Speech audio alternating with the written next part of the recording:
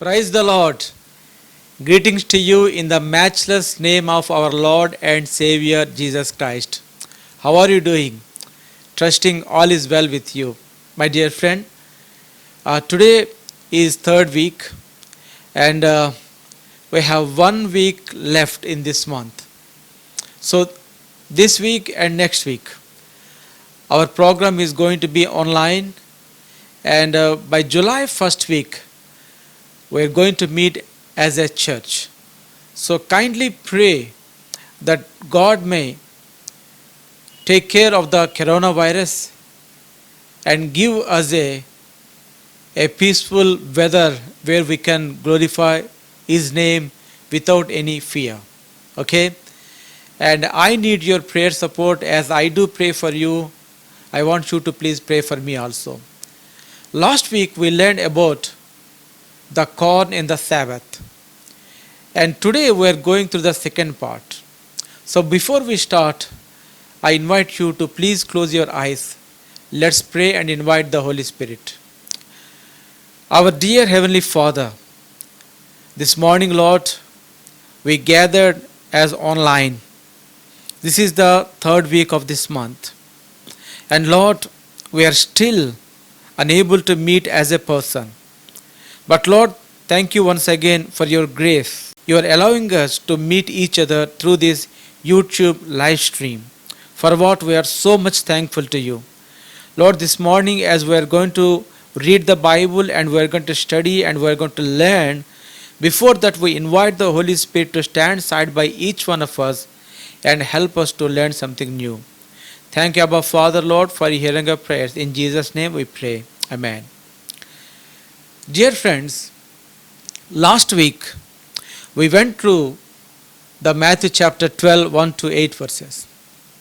And we saw that Jesus, 2000 years back with his disciples, he was walking through a cornfield and his disciples were hungered and they plucked the ears of the corn and they started to eat. When Pharisees saw that, they came to Jesus and they said, "It is not lawful to do such things on Sabbath." And Jesus started to explain them regarding David, the way David and his companion, they ate the showbread, which is not permitted to eat, but only the priest they used to eat. But David and his companion, they ate the bread, yet they are not condemned. And also Jesus explained them about the priest, while how that on the Sabbath day, the priest in the temple profane the Sabbath and are blameless. So Jesus gave them a good explanation. And also he said that, "For the Son of Man is Lord even on the Sabbath day." And we went through the John chapter 12, 24, where Jesus said, if the corn fell in the ground, if it is not died, it is going to be remain single. But if it died, then it is going to bring forth a much fruit. And Jesus was talking about his death, his burial, and his resurrection. And I explained you that the church keep on growing for the last 2000 years. And the majority of the religion today in this world is Christianity. And then we went through the Galatians chapter 6, 6 to 9. And we went through the first application, where I said that in that context, sowing to the flesh literally means to be giving finances to those who preach the law. And sowing to the Spirit means to be giving your finances to those who preach the gospel of grace and the new covenant. And then I explained you about the old covenant priesthood. The Levi, they used to collect the tithes and the offering from the people. But in the New Testament, we are under the priesthood of Melchizedek, where Melchizedek brought the bread and wine, and then he accepted the gifts from Abraham. And I have given you the second application also. I explained you that when you come into the cornfield on the Sabbath day, being to realize that you are able to reap what Jesus, the second man, showed. So I explained you that Adam was the corruptible seed. So for the last 4,000 years, we reap the corruption. And Jesus is the uncorruptible seed. So when we believe in his finished work, we are going to receive the eternal life through him. And I explained you regarding the Isaiah chapter 53, 4 to 11 verses, the way Jesus was suffered to give us the comfort. And we studied about these things very well. And today we are going to learn when death becomes life. So turn your Bibles to Romans chapter 6, 1 to 3 verses. And it says, so what do we do? Keep on sinning so God can keep on forgiving? I should hope no. If we have left the country where sin is sovereign, how can we still live in our old house there? Or did not you realize we packed up and left there for good? That is what happened in baptism. When we went under the water, we left the old country of sin behind. When we come out of the water, we entered into the new country of grace, a new life in a new land. My thought had been brought into captivity to the disobedience of Adam, and the results was warfare and turmoil and death, etc. Let's look at some comparisons.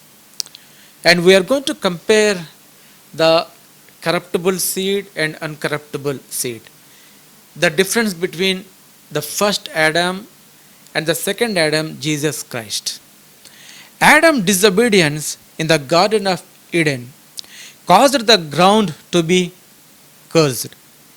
But obedience of Christ in another garden, when he prayed until he sweated great drop of blood, redeemed man from the curse of sweat and labor. Now we no longer have to earn God's favor through work. Because of Adam's disobedience, the second point, the earth brought forth thorns and thistles. But Jesus wore a crown of thorns to redeem us from the torment of thinking thoughts and mentally illness.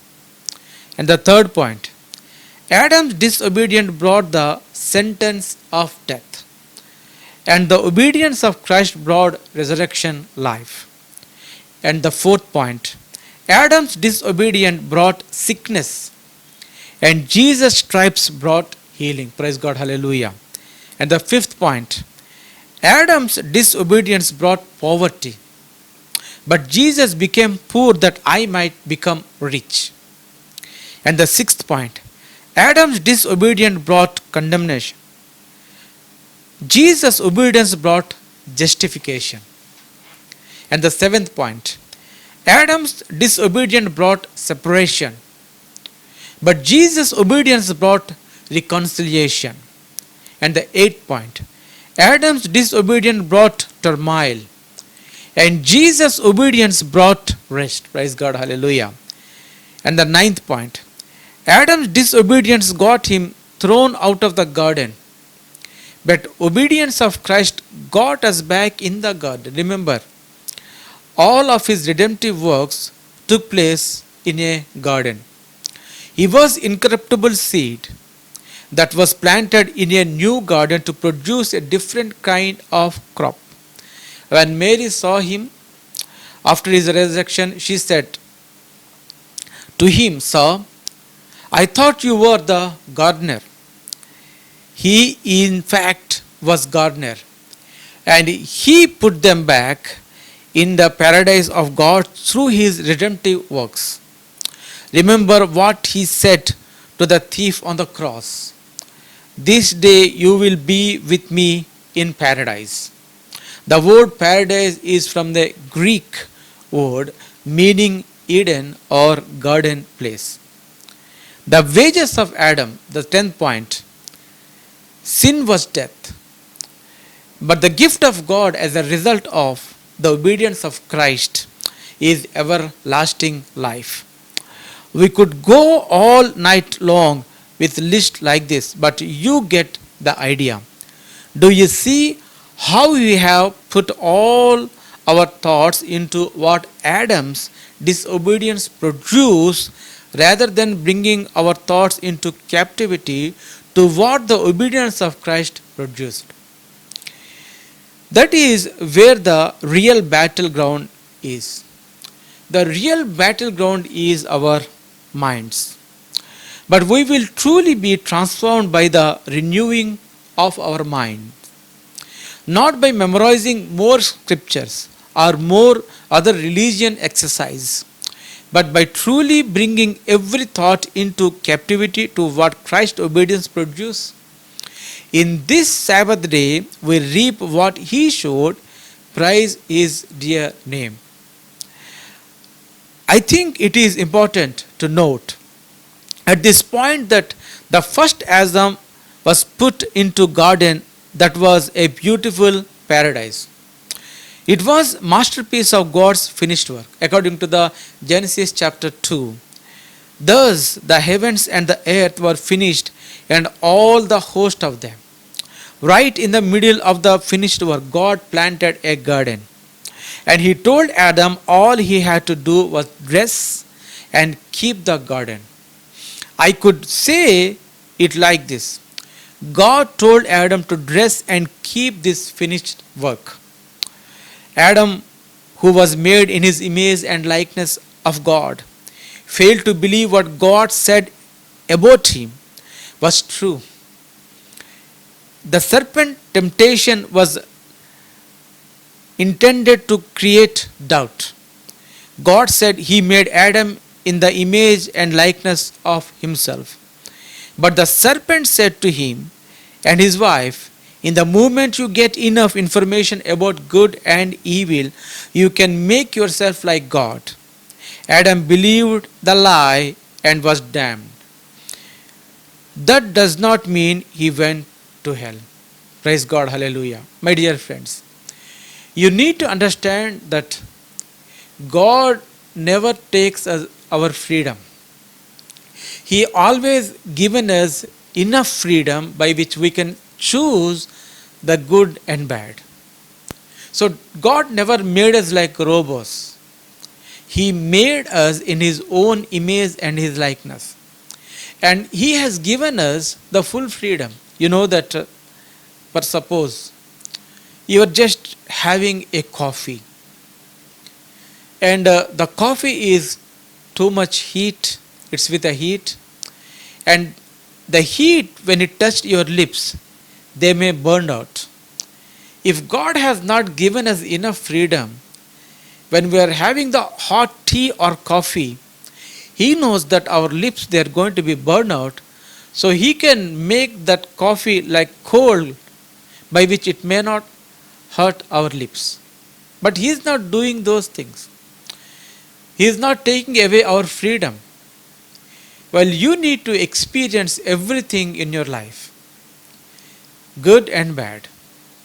So everything He kept in front of you. If you select the good, then you will be happy. If you select the bad, then you can see the consequences in your life. I know a man, and one day he came and he explained his testimony.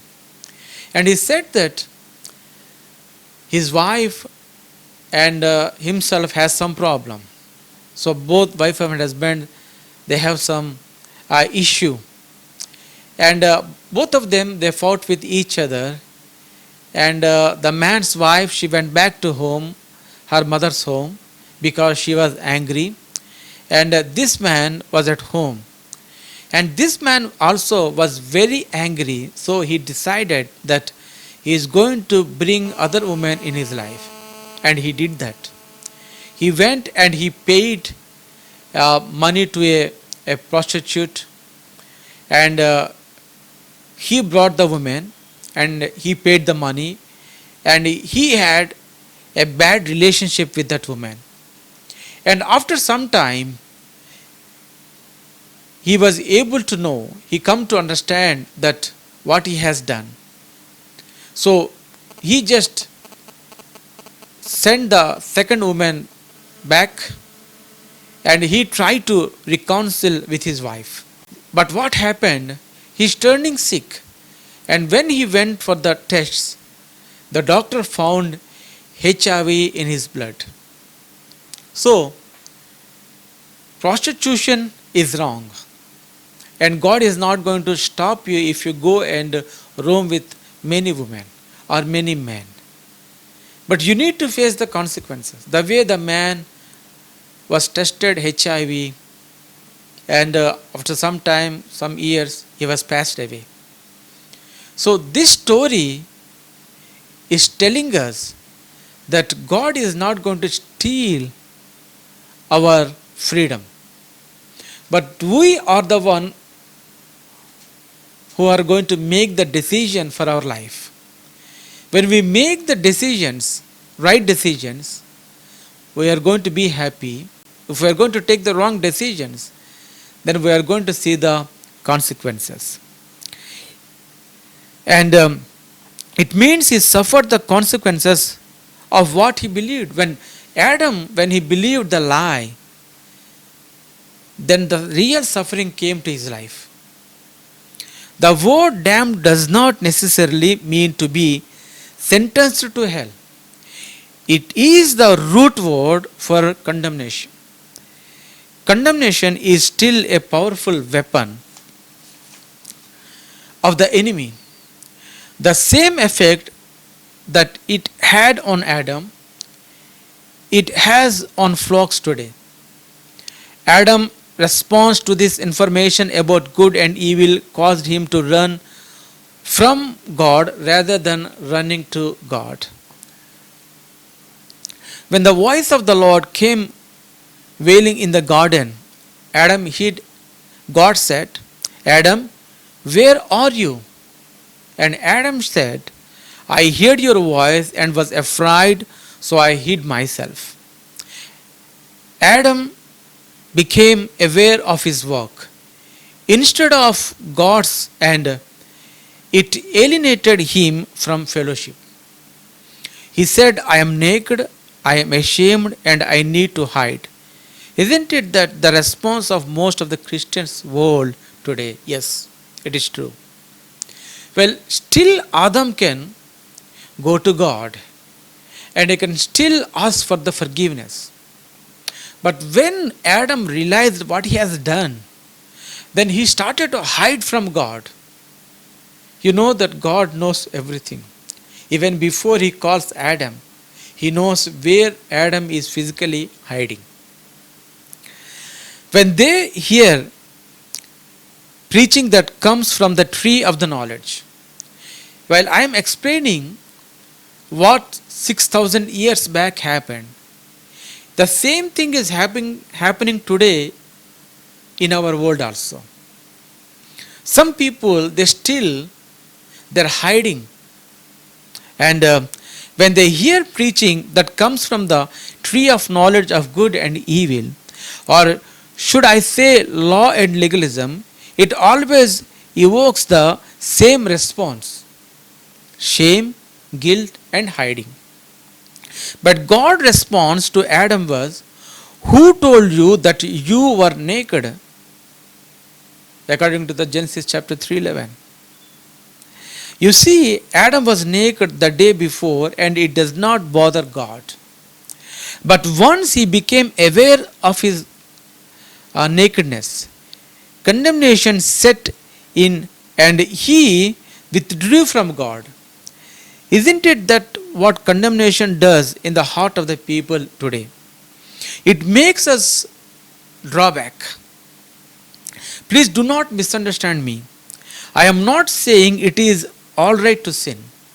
I am saying even when you do not run from him, run to him. Praise God, hallelujah. In this world, No one is perfect. Even myself as a pastor also, I am not perfect. I know what kind of mistakes I did and sometimes I do. But the only thing I can do is I am not going to withdraw back. I am not going to run away from God. But for me, I am going to God and I am going to ask for the forgiveness where I am going to have a peace deal with God and God is going to forgive my sins and trespasses. Praise God. Hallelujah. I am saying even when you do not run from Him. Run to Him. That was the purpose of understanding the work of redemption. It is so you can draw near with a true heart of full assurance of faith, having your heart sprinkled from an evil conscience, according to the Hebrews chapter 10:22.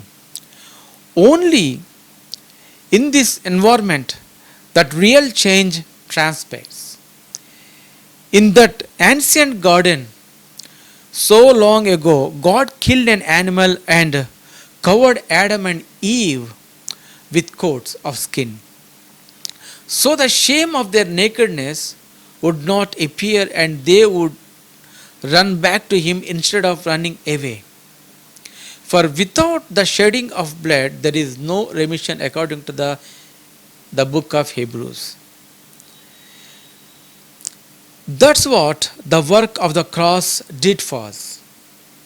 It clothed us with His righteousness so that now we can come boldly to the throne of grace that we may obtain mercy and find grace to help in time of need.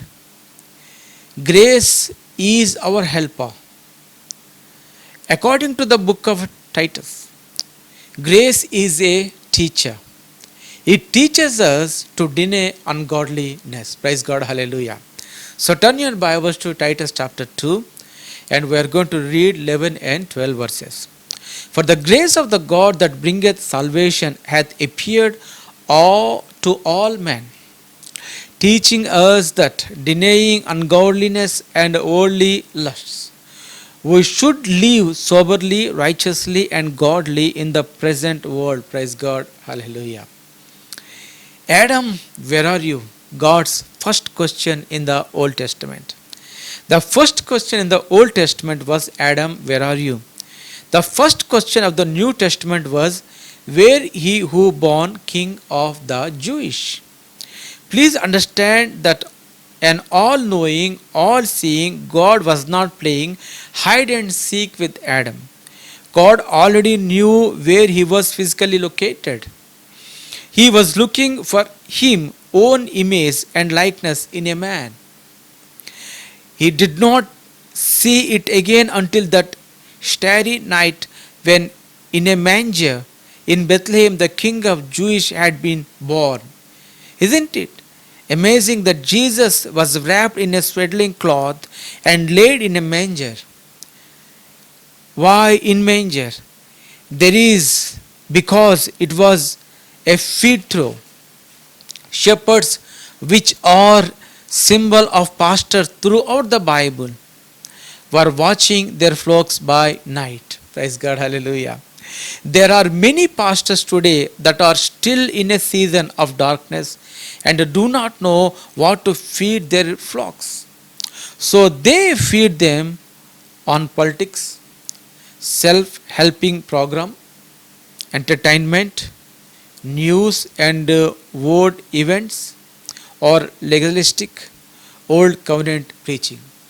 So few days back I was watching a website, and the website is I'm watching about a church in America, and in that church, well, everyone are naked, and they started to say that Adam and Eve, they do not have any clothes to wear. They are naked and still they are sinless. So why we need to wear? In the whole church, everyone they are naked. There is no clothes on their body. I really laughed at the situation when I watched the church. What you believing, what you believe really is more important. The church you attend, it's really helping you, it's really feeding you the, the true gospel.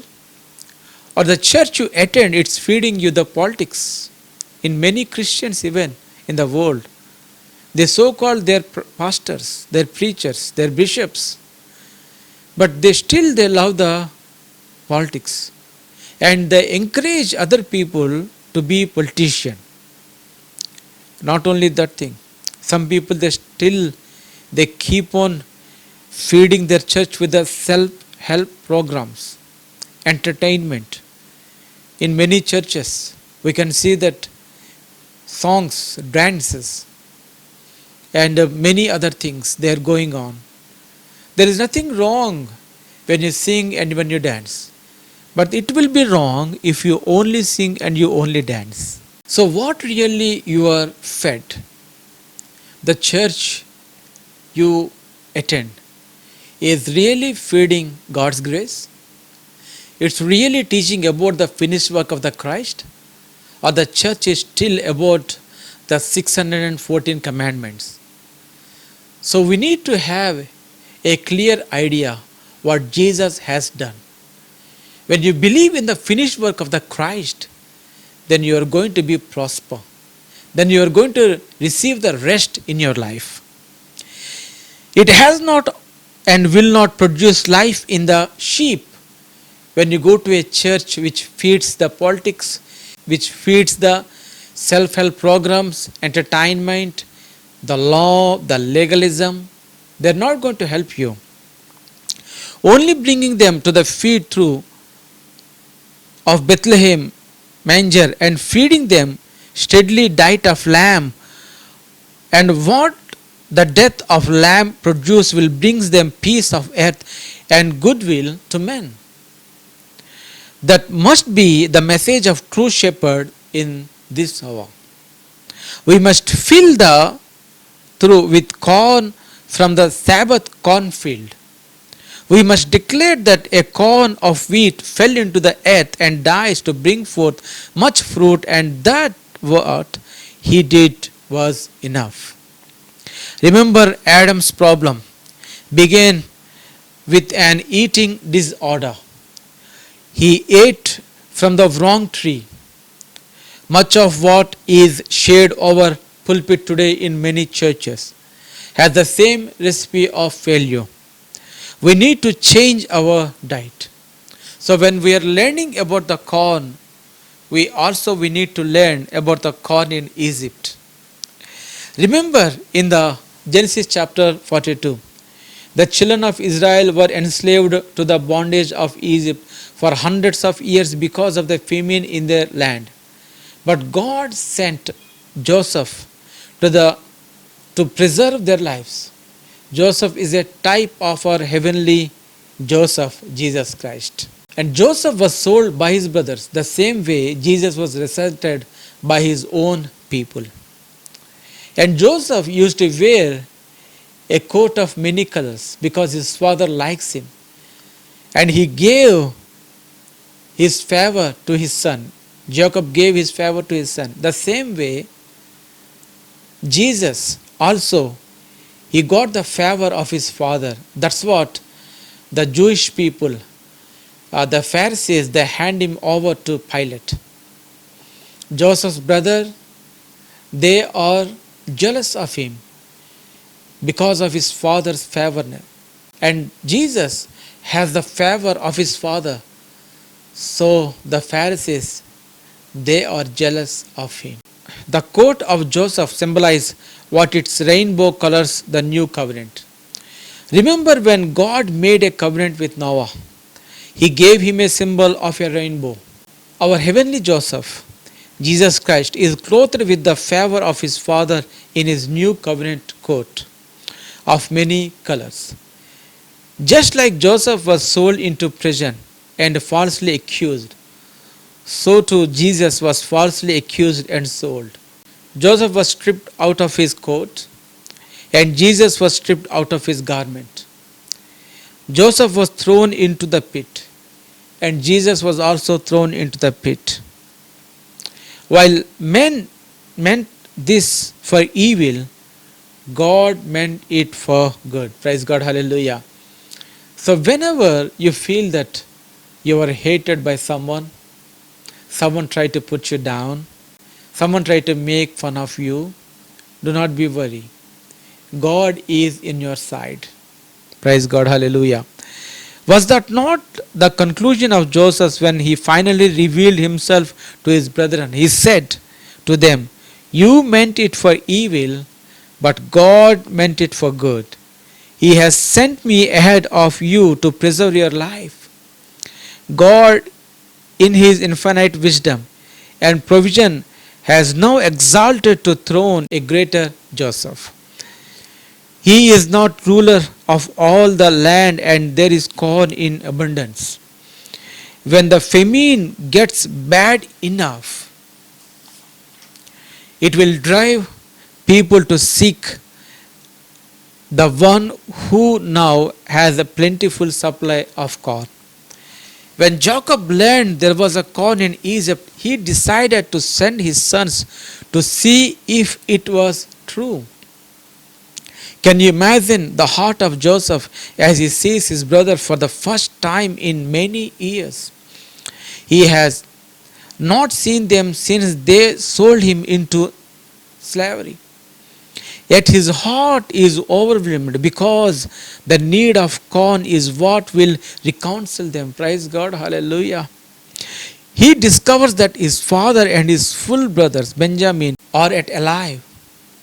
His desire is to bring all of them to the place of his provision. He devises a plan that will accomplish his purpose.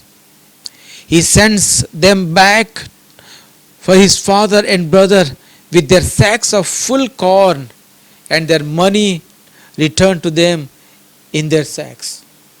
He also told his servants to put his silver cup in the mouth of their sack. This powerful picture of work of Jesus' redemption. The corn speaks of Jesus' death, suffering, and resurrection. And the returning of the money speaks about the truth that you cannot buy the redemption. The empty cup in the mouth of the sack speaks of the truth that Christ has already drank the cup of suffering for us. Many today preach the suffering of Christ. Many people, they do. And many churches, they say that, hey, Jesus has suffered for us, so we need to suffer for him also. No. He already suffered for us to give us the rest. And we need to simply understand his finished work. When you understand the finished work, then you are going to receive the rest in your life. The true Sabbath you are going to receive. It is not that you are going to suffer again and again, because Jesus has suffered for us and his works are enough for us. Only his suffering could be redemptive, because he had no wages sin coming. He suffered and died to redeem us from sin, sickness, poverty, and death. Everything that he rescued for us is a redemptive work. I do not have to pay for again. Remember the example of Judah, the Iscariot Judah.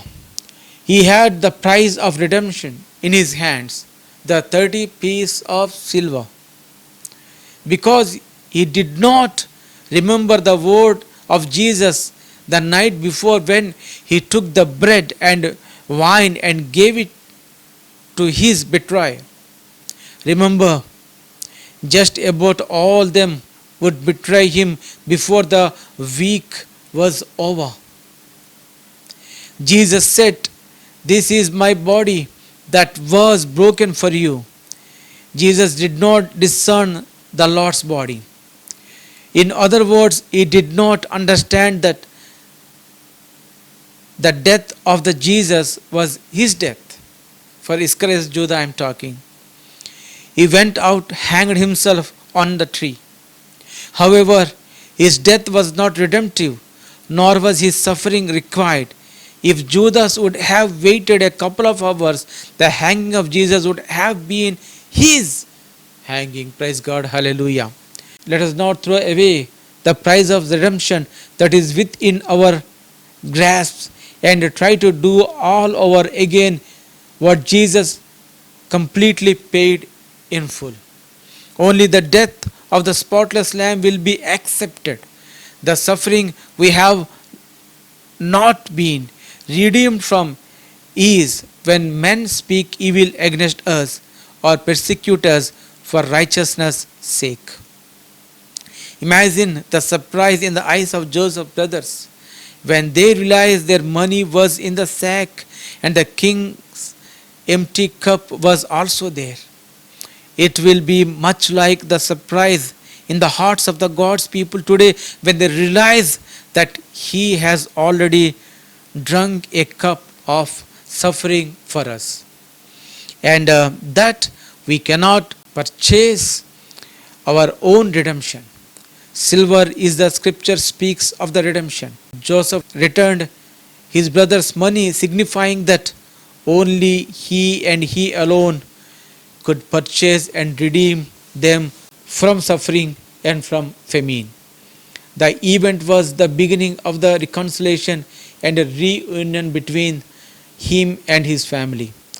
He later, during the feast he prepared for them, revealed himself to them. Jesus likewise is revealing himself to us as we continue to feast at his table. Praise God. Hallelujah. My dear friends, well, I am trying to explain you that whatever Jesus has accomplished, whatever Jesus has done on the Calvary, he done it for ourselves. When he has done it for ourselves, we need to accept it. Some people, they do not know how to accept it. Some people, they do not know how to thankful to God. But when you kneel and when you pray, then God is going to put his Holy Spirit. It's going to adjoin with our spirit. Then you are going to cry out, Abba and Father. And then you are going to learn about him more and more. How long it was that you prayed. How long it was that you spent time with God.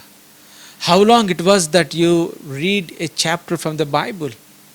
When you do not read, when you do not pray, when you do not meditate, then how you are going to receive the rest which Jesus has put for us in the scripture. When you read the scripture, when you meditate the scripture, then you are going to understand that there is no need of your suffering, but Jesus has suffered for us. Praise God. So my dear friends, today I come to you, the corn in the Sabbath day, the second part. And we learned that Jesus has completed the work on the Calvary. And Jesus is helping us this morning that we need to have a close relationship with him. And when we have the close relationship with him, we are going to have the eligibility to have the communion. Then we are going to eat his body and we are going to drink his wine. His death made me worthy to eat the bread and drink the wine that removes the weakness and sickness from my body. And Jesus said, except you eat my flesh and drink my blood, you have no life in you. The Bible is full of stories like this. One that shows us that we can eat our way out of the problem. Thank God there was a corn to eat on the Sabbath day. Praise God. Hallelujah. My dear friends, last week we started from the Matthew chapter 12, 1 to 8 verses. And we are able to complete the second part, but more we are going to study next week. So my dear friend, please be regular in watching this YouTube live stream and be blessed. Let's close our eyes. Let's pray. Heavenly Father, Lord, We love to thank you once again for what you have accomplished 2000 years back.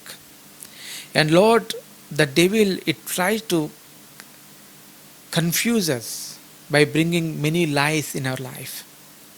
The way, Lord, the whole world is affected with the coronavirus, and many people, they're committing suicide because they are not believing that they are delivered by your blood. The devil has many plans throughout the years, and we need to understand that you have suffered for us to remove our suffering, and there is no need for us to suffer. And when we believed in your and when we believe in your finished work, we are going to receive the true rest in our life. Heavenly Father, Lord, please stir up our faith. Please help us to learn more about you and your kingdom. And let your healing to take place in our bodies and in our minds. But the devil may not plant bad seeds in our heart. So, Lord, just put your hedge of protection around us and help us to enjoy your sovereignty in our life. Thank you, Abba Father, Lord, for hearing our prayers. In Jesus' mighty name, Lord, we pray. Amen. The grace of our Lord Jesus Christ, the love of the God the Father, and the communion of the Holy Spirit to be with us forever and forever. Amen. My dear friends, I believe that today you are blessed. If you are blessed, please share this link with your friends, and do not forget to subscribe our YouTube channel. God bless you.